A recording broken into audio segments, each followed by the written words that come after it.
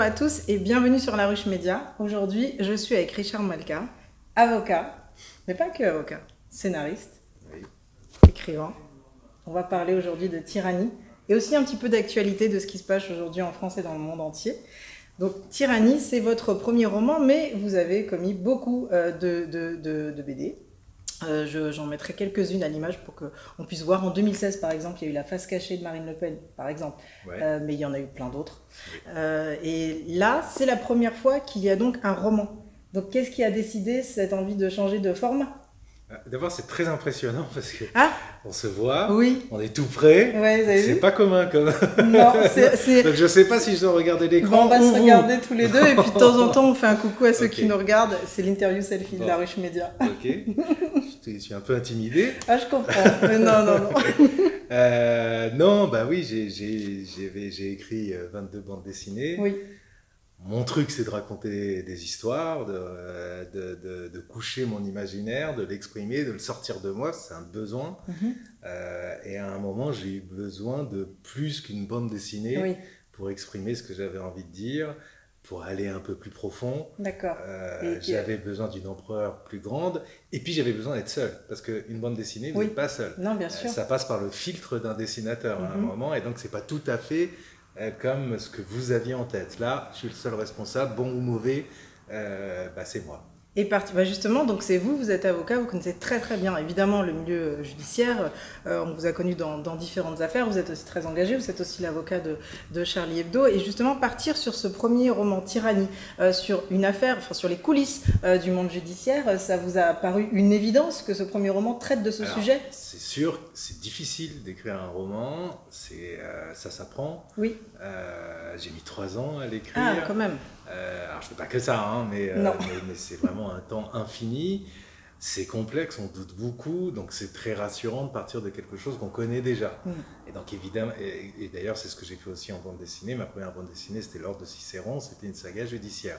Donc ça aide, il y a un propos qu'on connaît, qu'on maîtrise, qui est par ailleurs passionnant, intense, c'est du suspense, une salle d'audience, un procès d'assises. Donc ça se prête au romanesque. Voilà, au romanesque. Donc oui, je suis parti de là. Mais très vite, j'ai étendu vers du politique, vers la tyrannie, vers de la réflexion, vers de l'amour, vers de la sexualité. Oui, vers, exactement. Vers tout ce qui fait la vie. Exactement. Et je pense que mon deuxième roman ne sera plus du tout dans le monde judiciaire. J'ai anticipé ma question. Ah voilà, c'est ça que j'ai envie de savoir, justement. Non, parce qu'il y a dans ce livre Tyrannie, alors si on reprend un petit peu le pitch, on est dans un pays imaginaire, dirigé par Isidore Astry, voilà, qui est un homme qui, sous une volonté humaine de dire on va ériger la pureté comme un symbole. Améliorer l'homme. Créer une société meilleure. Exactement, finalement. Aller vers la pureté, vers la virginité, vers la transparence, vers l'égalité. Le pays parfait. Voilà. Et finalement, il s'avère qu'il est plus tyrannique que prévu. Comme d'habitude, ça se termine en enfer. Voilà. Et il y a donc là un homme qui va commettre un crime violent et qui sera donc défendu et qui va se sauver, et qui sera défendu en France par, je retiens son nom, c'est Constant. Raphaël Constant. Et donc, pour expliquer et montrer au monde entier que les bonnes idées de ce monsieur Isidore ne sont pas si bonnes que ça. On est complètement dans l'actualité par rapport à... Oui, c'est la thématique de la pureté, de la vertu, de la transparence, et qui est avancée par nombre de dictateurs en herbe, et qui fait que les foules adhèrent.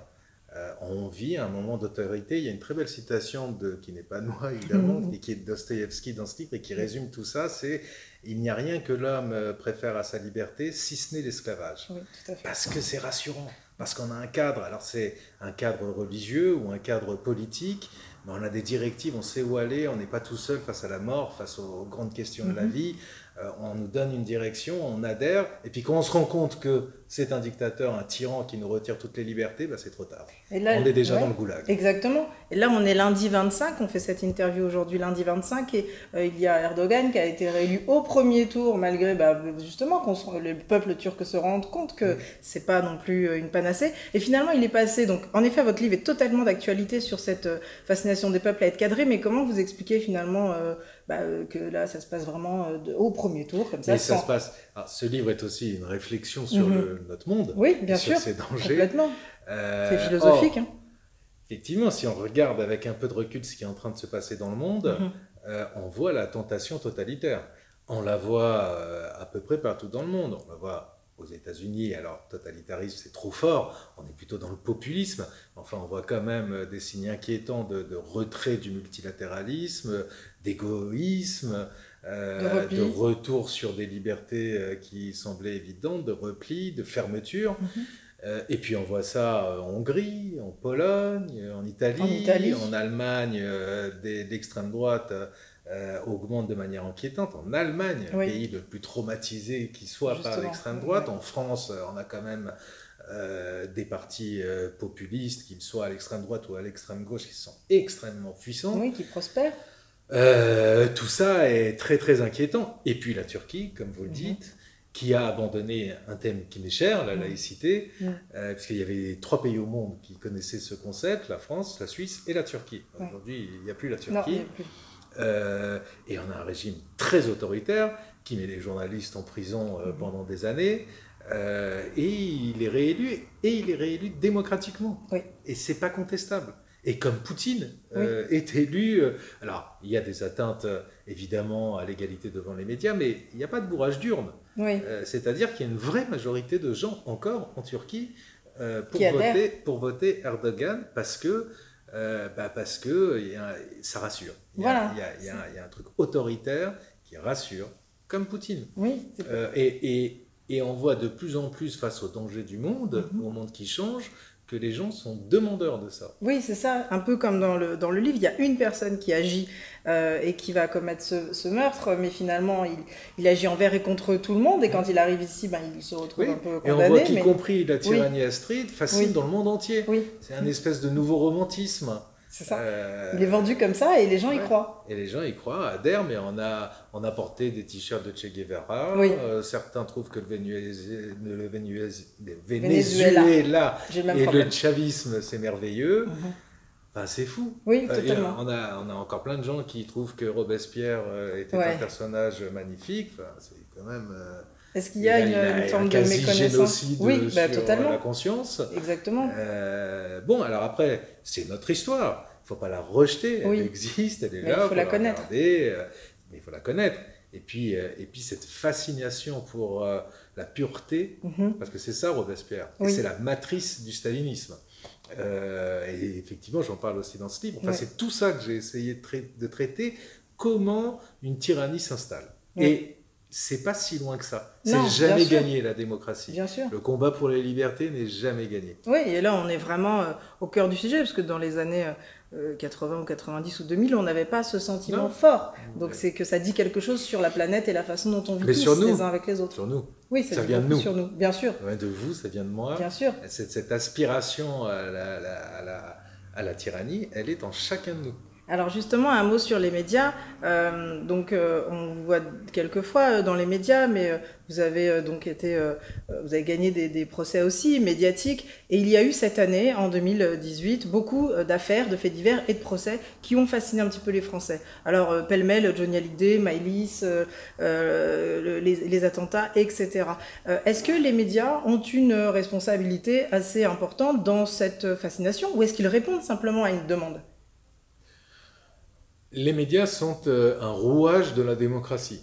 Donc, bien sûr qu'ils ont une responsabilité comme tous les autres pouvoirs et comme de nombreux acteurs.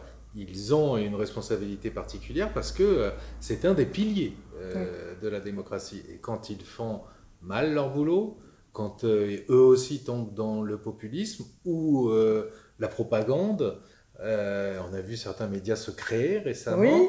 Sur ce terrain-là, quand on est dans la désinformation, dans le complotisme, ils ont une responsabilité. Oui, totalement. Pour certains, et voilà, ça fait partie des... l'information est une nécessité pour c'est des garde-fous. Bien sûr, pour se sentir renseigné, mais pas céder à une forme de fascination, en effet. Les Français sont-ils curieux actuellement, parce que c'est nouveau, parce que ça va pas bien dans leur histoire, des affaires judiciaires, ou est-ce que ça a toujours été le cas? Est-ce qu'il y a une passion française? On sait que les Français sont politisés, ils aiment la politique.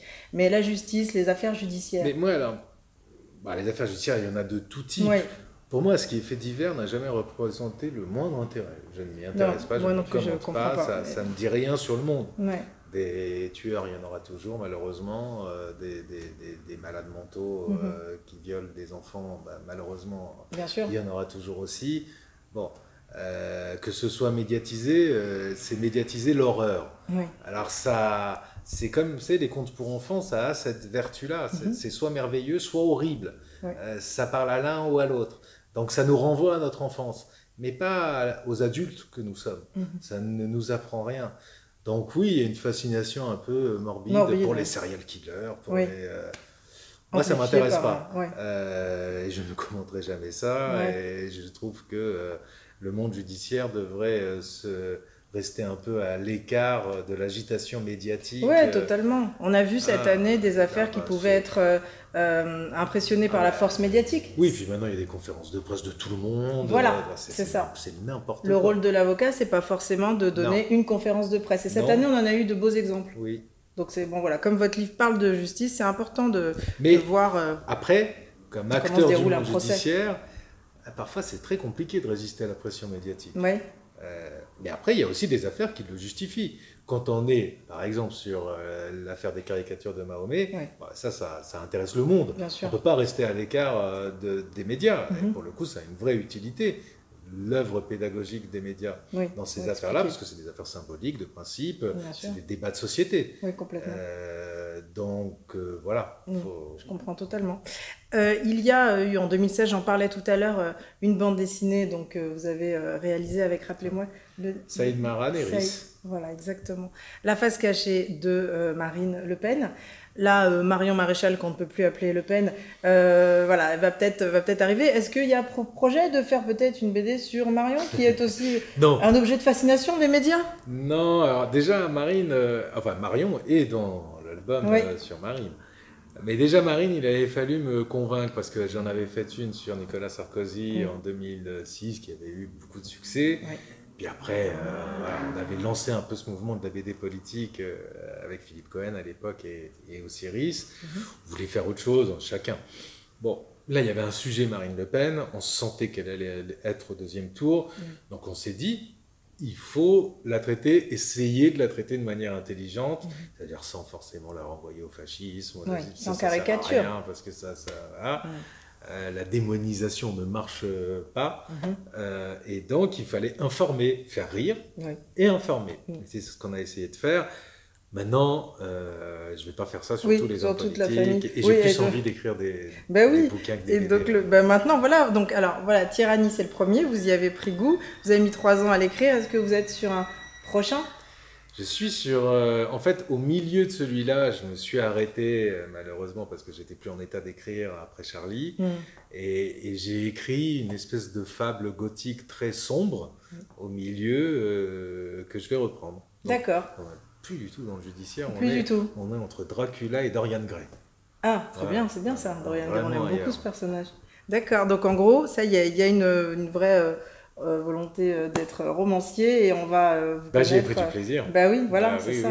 C'est difficile, mais c'est intéressant. C'est difficile, Oui, c'est un exercice très... Bon. Alors voilà, donc Tyrannie, le pays imaginaire et imaginé par Richard Malka. La pureté, mais finalement dangereuse. Méfiez-vous de la pureté. Voilà, on peut dire que c'est la morale de cette interview. Attention à la pureté. Et rendez-vous très bientôt sur La Ruche Média. À plus tard. Au revoir. Merci.